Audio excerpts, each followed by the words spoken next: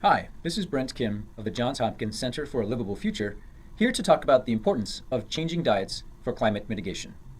This lecture is a companion to a new report, hot off the presses, that my colleagues and I prepared for the recent COP21 Climate Change Conference in Paris. A rapidly warming climate is among the greatest public health threats of our generation and of generations to come. It is extremely likely that the consequences of climate change will be severe, including food and water shortages, more frequent and intense extreme weather events, and increased heat-related mortality. Many parts of the world are already experiencing these and other sobering trends. Immediate and dramatic action to curb greenhouse gas emissions can reduce or mitigate the damages from climate change.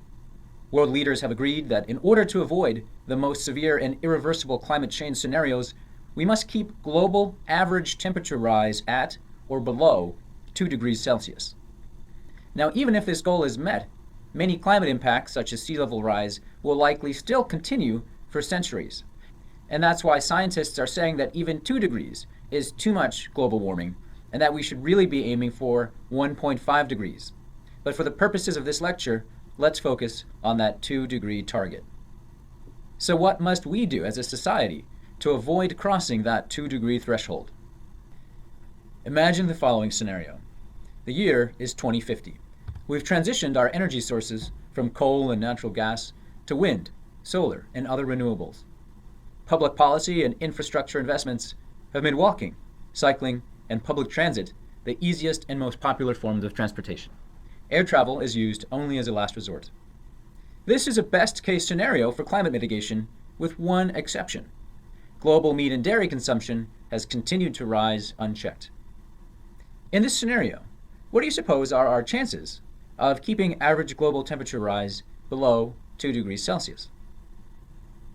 Even with all of these other positive changes, if trends in global meat and dairy consumption continue under business as usual, our chances of meeting the climate mitigation target will be extremely slim. To stay below 2 degrees Celsius, we absolutely must shift to renewable energy and transform the way we travel. But we must also change the way we eat. Then, and only then, with all of these societal and behavioral changes, will we have a decent shot at avoiding what scientists call catastrophic climate change. And for the rest of this lecture, I'll provide the evidence base for those statements. So let's talk about livestock's contributions to climate change. Livestock production accounts for roughly 15% of global greenhouse gas emissions associated with human activities. That's more than the global transportation sector, and accounts for the vast majority of emissions from agriculture and land use change. And when we talk about land use change in this context, we're usually referring to deforestation and the release of sequestered carbon. The largest share of these emissions is from enteric fermentation. This is a digestive process unique to ruminant animals such as cattle and goats that releases methane as a byproduct. Contrary to some misconceptions, the methane is primarily released through belching or eructation and not farting. Additional emissions come from manure storage and processing. As manure decomposes, it releases methane and nitrous oxide. This is a manure storage pit for an industrial swine operation. Roughly 9% of livestock's greenhouse gas emissions are from clearing the Amazon rainforest, primarily to produce pasture for cattle ranching and to a lesser degree to grow soy for animal feed. The Amazon is one of the world's most important carbon sinks, holding the equivalent of 11 years worth of human-caused CO2 emissions. Clearing rainforests releases that stored carbon, making Brazil in particular among the highest emitters of greenhouse gas emissions in the world. Now, certain animal products are more emissions intensive than others. Ruminant meats such as beef and lamb produce the highest emissions per serving. Emissions from seafood depend on the method of production or harvest. Dairy is still higher than pork and poultry, and plant-based foods are by far the least emissions intensive. Now, a lot of people wonder whether it's worse for the climate to eat feedlot finished beef or grass-finished beef.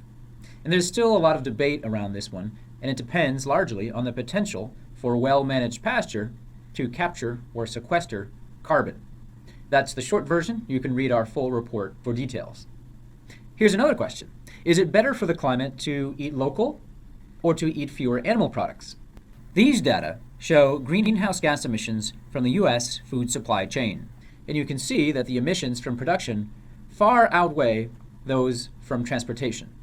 The results from this study suggest that following a plant-based diet just once a week would have a far greater climate benefit than eating local for all 7 days a week. So what we eat is generally more important than how far our food travels. Now let's talk about the importance of changing diets for climate mitigation. In advance of the Paris Climate Change Conference, my colleagues and I reviewed the scientific literature on the importance of reducing animal product consumption in reaching mitigation targets.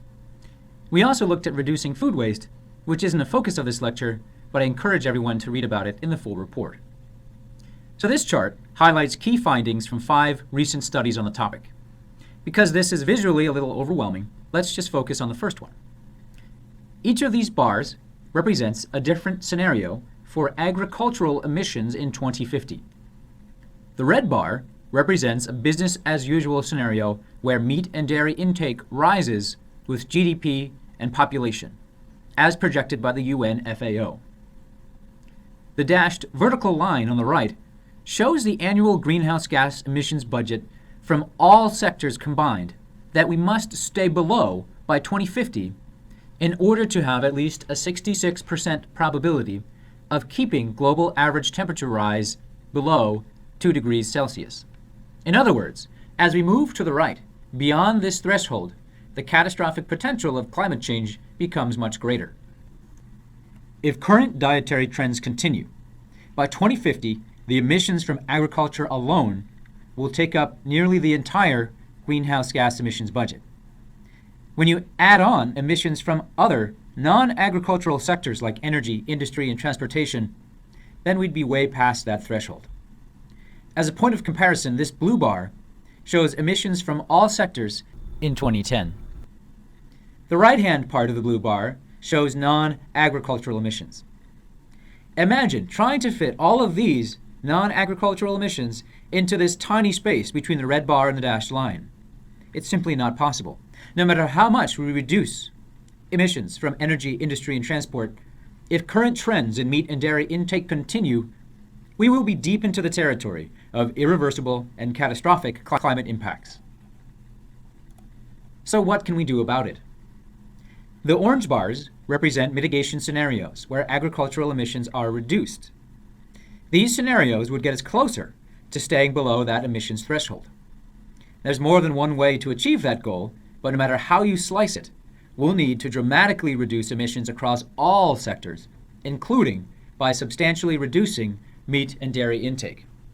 For example, if the world adopts a healthy, low-meat diet, as recommended by World Health Organizations, we could cut agricultural-related emissions by about 25%, and those emissions reductions are shown by the green bars. In another scenario, if we cut food waste by 50%, we could reduce emissions by about almost as much. In a third scenario, if we adopt the low-meat diet, reduce food waste, and with a little help from increasing agricultural yields, with all 3 of those changes combined, we'd have an even better chance of staying below that threshold. Remember, these emissions are from agriculture only. So to get the full picture, you'd have to add on emissions from other sectors. Now let's take a look at some of those other studies. Notice that the length of the bars for these other studies are shorter. And that's because the first study we discussed by Baijel and colleagues was the most comprehensive in accounting for the full spectrum of agricultural emissions. Some of these other studies modeled a 15% reduction in meat intake.